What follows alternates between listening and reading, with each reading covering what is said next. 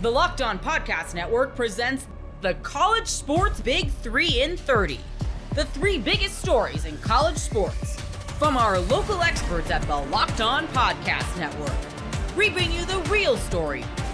Why it matters, what's next, who wins the big game, and more, all in 30 minutes. The College Sports Big 3 in 30 starts now with the biggest story in college sports.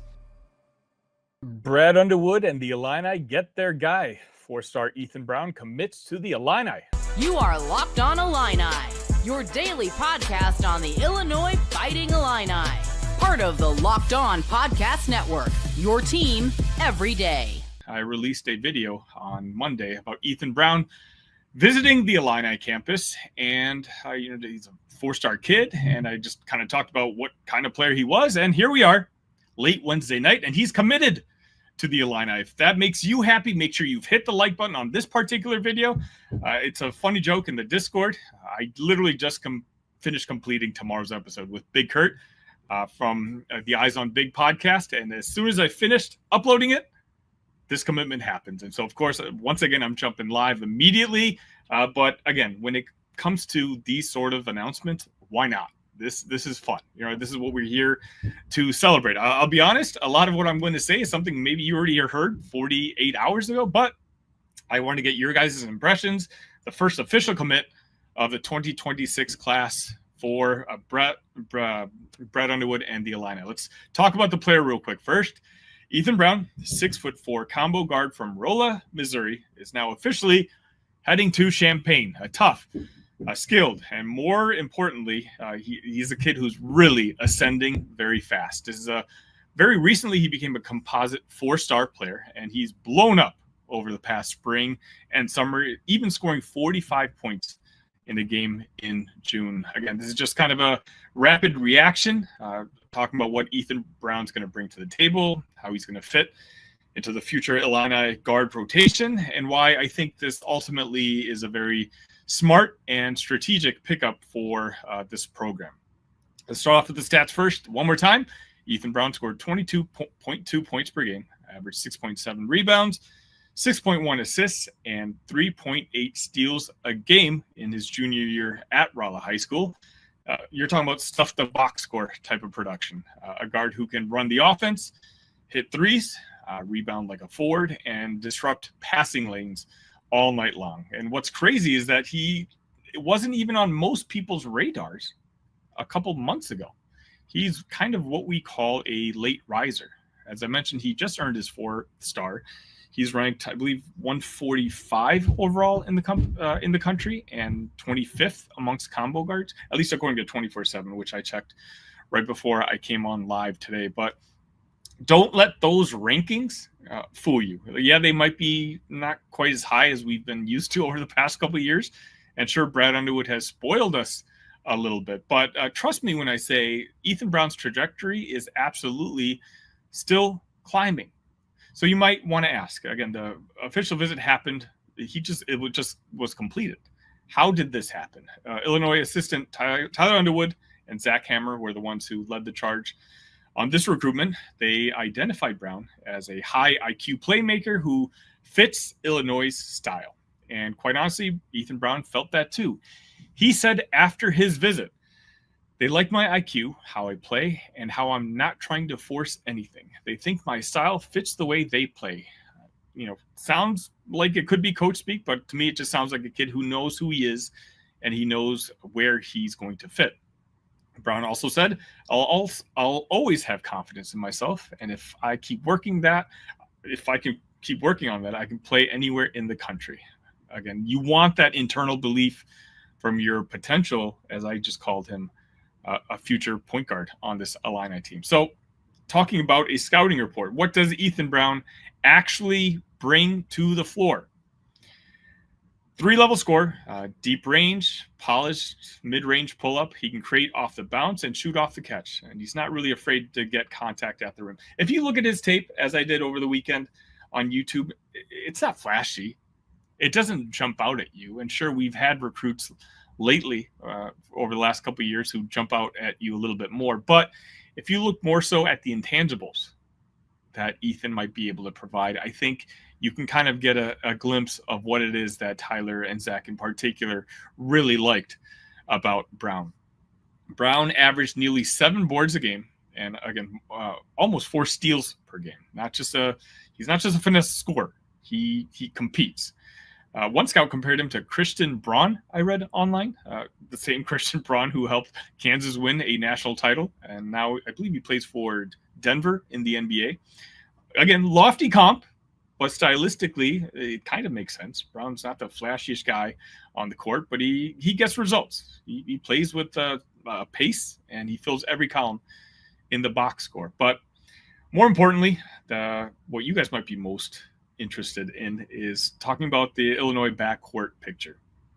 Obviously, for next season, Illinois will roll out Colin Boswell as a senior and potentially, hopefully, Mihailo Petrovic, depending on how quickly he can get onto campus. But by the time Ethan Brown arrives, Boswell will be gone. And Petrovic, who knows? None of us know. At this point, everything is just speculation. That means that Brown comes in and he'll likely compete with possibly Wagler, maybe Brandon Lee, and whoever else Illinois ends up bringing in the transfer portal for that point guard spot. And who knows, with the right kind of development, Ethan might end up winning that battle. I think you can kind of expect him to follow Wagler when it comes to that arc.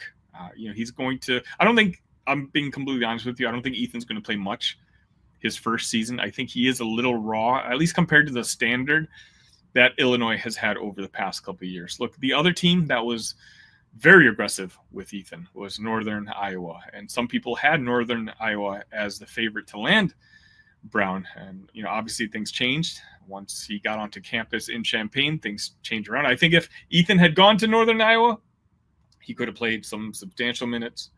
He could have been one of their best players, and he could have filled up that box score. Obviously, the level of competition is way different here in Champaign, and so I think he's going to have to earn those minutes. He might prove me wrong. He might be playing a more important role than I thought in his freshman year, but I think by years 2 and 3, he's good enough to be your potential starting point guard. Again, Brown's not an elite athlete. He's not going to be blowing past Big Ten defenders on game 1. One scout I read says, although he's certainly a talented shooter, Brown doesn't currently possess the athleticism necessary to play Big Ten minutes at the Big Ten level right away. And that's fair. I mean, you just look at the tape. He needs to add strength. He certainly needs to improve his explosiveness and continue to refine how he finishes through contact. But that's normal, right? That's, again, for a top 150 guy, that's just college basketball. Not everyone's going to be a top 25 freak of nature. Some guys, like an Ethan Brown, develop into high-level contributors in year 2, in year 3, and certainly by year 4. And even that is a win for the program. I'll say this too. When coaches and community members describe Ethan Brown, they all use the same words: respectful, hardworking, and high character. A local Rolla coach said on social media, Ethan is a Power 5 player. What I like most about him is that he plays hard, respectful, and represents the Rolla community the right way. I hope I'm saying that Rolla right. If it's Rolla, I apologize to the Missouri contingent who might be watching this. Let me know in the comment section if I'm wrong. But regardless, that stuff matters, right? Especially in the NIL era where team chemistry and locker room culture are more fragile than ever. You want guys like Brown in your program. Guys who will buy in, play for their teammates, and stay the course. So what does that mean for Illinois? Again, Ethan Brown isn't going to be the loudest commitment. He's not going to be a guy who makes you go viral. But I think if you watch the tape and if you know ball, I think this is going to be a very strong pickup for the Illini. He gives the Illini a floor general for the future, a leader in training, a two-way guard with real upside. Brad Underwood and the staff are clearly betting on fit, feel, and long-term development. And Ethan Brown checks all of those boxes. It's not the sexiest pickup, but I think it's a really smart one. And I think this is going to be how you ultimately build a roster.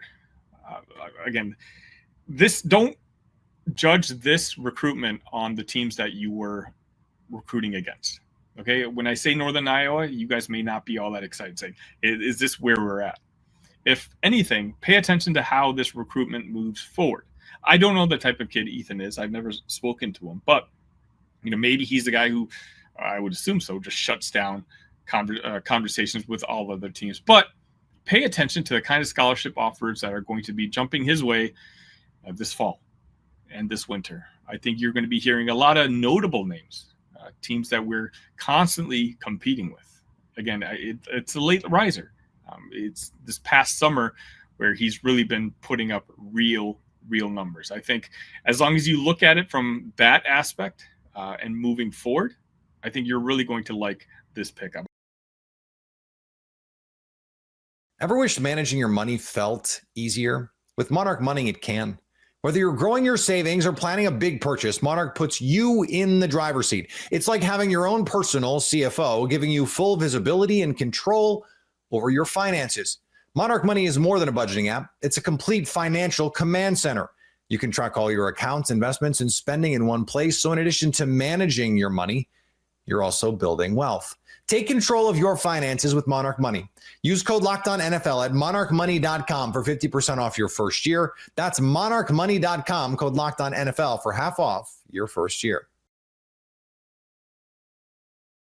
You are Locked On Sooners, your daily podcast on the Oklahoma Sooners. What stood out to you most about what the players had to say on Wednesday?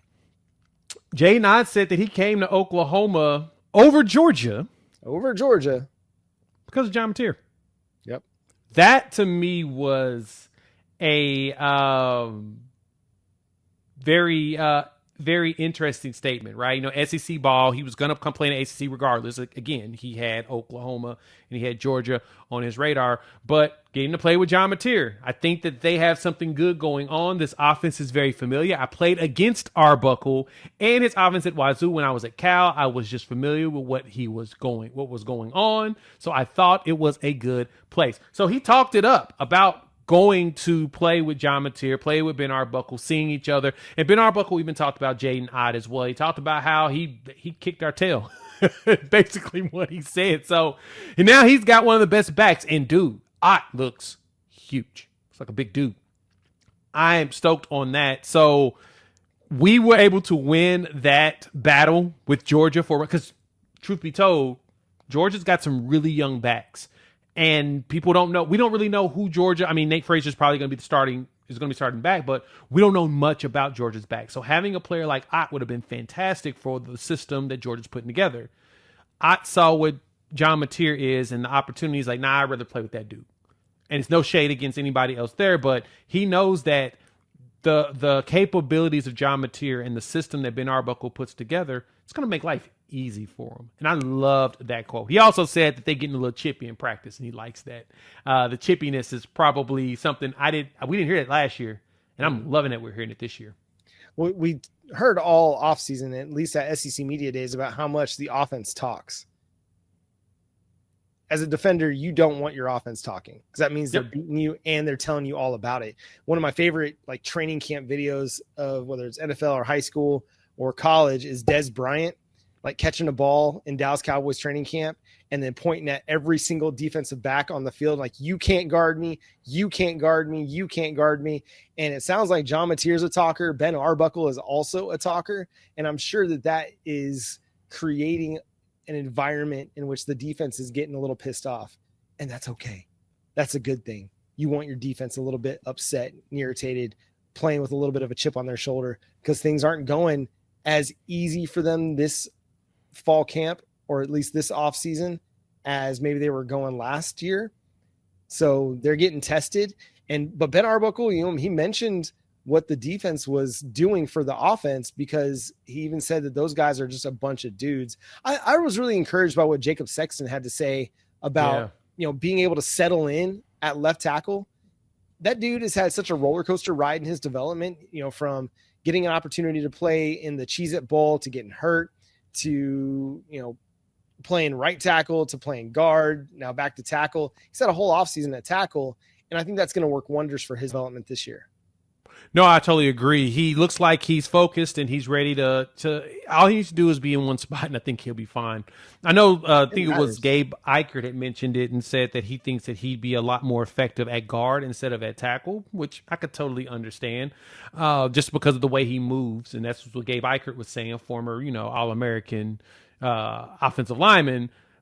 But Sexton feels more comfortable for himself at tackle, and I think that he'll be fine there. And, the biggest issue with him is we just haven't seen him fully healthy. Mm-hmm. He tore his ACL right before the Florida State game, which sucked. You want to see him as a true freshman, but you didn't get to see it.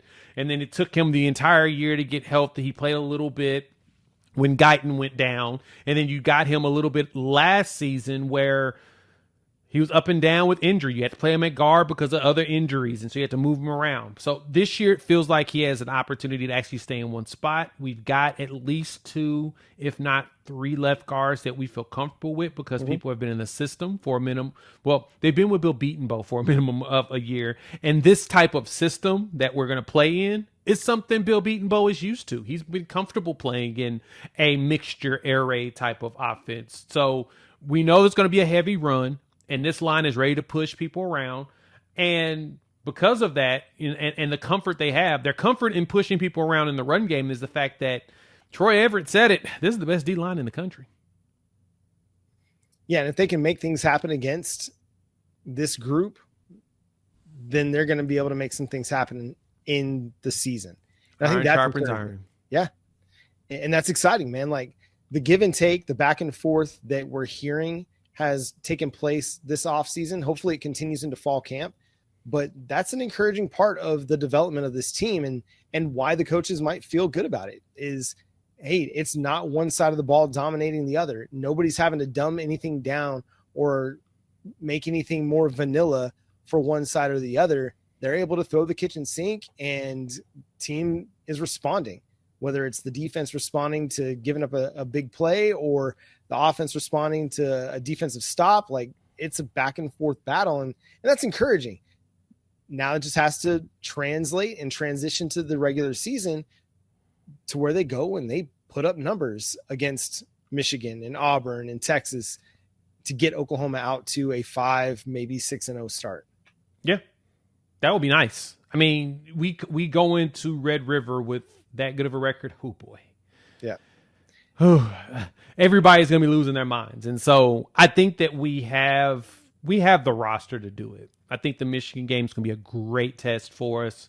And it'll be a great way to understand and just see how good this, not only this offensive line, but this defensive line is. If this defensive line can go out there and push around a Sharon Moore coached offensive line, I think that we have placed ourselves in a situation where we'll be able to probably push around anybody. I mean, Sharon Moore has done a fantastic job with his lines over the last few years. He's won some Joe Moore awards, and we've seen what he did to teams like he beat Alabama 2 years in a row, right? So we know that they have the bodies and the capabilities, and that's their focus. It's always been physicality. That's what we need to go out there and take advantage of. And if we can show it by pushing them around, got a future in front of us. I'm excited, man. But I'm also excited to see this team just go prove it, because so much of it is talk right now. It's, hey, we're optimistic. We feel good about it. At the same time, once we see it, then we'll know. Like if they can go and they can have a really strong rushing attack against a Michigan team, or they can slow down that Michigan offense that wants to run the football, you'll know that your team is SEC ready. Yes. Because that's about as good of a test as you're going to get outside of the SEC is Michigan. Even with the true freshman quarterback, even with, graduating a bunch of guys to the NFL, that's a team that if anybody outside of the SEC resembles an SEC type squad, it's a Michigan team. I could totally see that. Michigan, Ohio State probably are the two there that we can definitely say feels a good resemblance. I mean, it's your top heavy teams that usually are the ones that feel more like SEC teams, and they're usually the ones, the better ones. And so I know that, people don't like the homerism of that, but hey, as a long-standing member of the SEC, this is all we've seen for our entire time that we've ever been here. It's been seeing the greatness of our opposing squads, and we understand how to get competitive. We just got to be healthy when we do it, and this year we will be, John. So I don't care what anybody. this is our year. I'm going to keep hitting that drum hardcore. We've all been there, locking on early and waiting forever for concert tickets to go on sale, only to lose your spot for a show you've been dying to see. Live music should be about making memories, not dealing with the stress of ticket shopping. That's where Gametime comes in. Gametime makes getting concert tickets faster and easier than ever. Prices actually drop as it gets closer to showtime, and you can save up to 60% off with killer last-minute deals. Tired of endless scrolling, trying to find the best deal? Gametime Zone Deal picks the best seats in your section for you. And with Gametime, the price you see is the price you pay. No hidden fees. Take the guesswork out of buying concert and show tickets with Gametime. Download the Gametime app, create an account, and use code LOCKEDONNFL for $20 off your first purchase. Terms apply. Again, create an account and redeem the code LOCKEDONNFL for $20 off. Download the Gametime app today. Last minute tickets, the lowest price guaranteed. You can't teach 7 feet tall. Let's take a flyer on Ivan Matlakovich. You are Locked On Tar Heels, your daily podcast on the UNC Tar Heels. Part of the Locked On Podcast Network. This comes from Sherelle McMillan, who is just so locked in what's going on. When he says it, you can trust him. So, Sherelle says, quote, sources have told Inside Carolina that High Point transfer Ivan Matlakovich is awaiting admission to the university before committing or signing with UNC. It's unclear if any other schools are still pursuing the 7-foot center. Coach, he comes from Croatia. He's got 3 years of eligibility left. 7 foot, 245 pounds. You cannot teach that, as you well know. Coach, it sounds like if he gets admission to Carolina, it's a done deal, which is, I think, wise on him to wait on that, because you don't want a Caleb Love and Michigan situation on your hands. What do you make of this situation, Coach? No, I think it's a great situation. Admissions has been difficult, I know, with Carolina this year. I know that was part of the issues with Luka, and they don't want to, again, you don't want to get too far ahead of yourselves, but a great addition late. It's about depth, and it's not necessarily about depth for the rotation, but it's about practice depth. It's about having some big bodies to be able to practice with, and it's about opportunity to see a kid develop. He obviously is a project, and at that size, and the amount of time he still has left, maybe he does turn into a player in a year or two. But for right now, it's more of an insurance policy to have somebody who can bang against Henry every day. Yeah, I mean, good night. It's wildly different with 6'9" Van Allen Lubin and a 7-foot dude that can come in and legitimately do that. I like you calling it an insurance policy, something you hope you never have to use, but it's glad to have it if it comes to a pinch. So, Coach, why is that? Would you talk about how important it is to have this type of depth piece, even if he never really steps foot in a game other than mop-up duty like a typical walk-on would be? Yeah, you want somebody you can practice against, who can legitimately portray what they're going to see, at least length-wise, height-wise, in the league. One of my favorite Tar Heels of all time, Patrick Moody. Patrick is Christian Moody's little brother. Christian played for a coach at Kansas, and Patrick came to my camp when he was a little kid. Well, he played 2 years of JV and then moved to the varsity. And his last 2 years, his job was to guard Hansborough and practice every day. And you know, Patrick's probably 6'3", 6'4", but yet he just got the snot beat out of him every day in practice. And he embraced that role. He loved that role. One, because he was a Tar Heel. He wanted to do whatever it could to help the Tar Heels win, and ended up winning a national championship on that team in 2009. So you know, that's a role that's been there for a long, long time. But to have somebody who's at that size with 3 years of eligibility left, at least gives you a chance that, you know, the reality is, don't need him now, probably don't need him next year, but in 2 years, maybe he's somebody who can at least get in the rotation. Man, what a story that would be too, if that came to pass, Coach. Like, and I think in more recent times, you think about somebody like James Okonkwo that came in late to be a backup front court depth piece, or last year, Ty Claude coming over from Georgia Tech. I don't think that Matlakovich is at either of those levels, right? Because those guys were coming in from West Virginia and Georgia Tech. So I compare him to them in role only, and even probably a lesser sort of role than that. And so, Coach, I would like for you, if you wouldn't mind, to make the distinction for us between rotation depth and practice depth. Yeah, your rotation depth is here's the guys who are going to play, and you can plan that ahead. And we're going to talk about summer and what this role is now, or what's going on now between now and when the guys come back, and that's part of what you're doing. You should already have pretty good idea of who the rotation is going to be, and that leads you to what we're going to do offensively and defensively based on the pieces that we have. But from just that you need practice players, you need guys who can get in there and be able to mix it up. You need guys who can bring that energy every day. And you have a guy like this who may not play a whole lot of minutes, so he's fresh every day. And he's able to push those guys because he doesn't have the 30 minutes a game, weighing on his body. He's just, I mean, lifting every day and getting stronger every day and really getting a chance to push these guys. So that depth that you have is so important. They obviously have depth at guard positions, much easier to fill those positions at the guards. There's a whole lot more of them available, but to have a legit 7-foot guy, and I mean, that's honestly, that's what the conversations we had with Tomba, with my player who went to St. John's. They were looking for not somebody who come in and play, and Tomba knew that. And he knows that going to St. John's, he's not going to play a whole lot there. He hopes he can maybe find some minutes along the way, but he knows that he's there to provide practice depth to somebody who can just bang on people and to provide legit competition and practice every single day.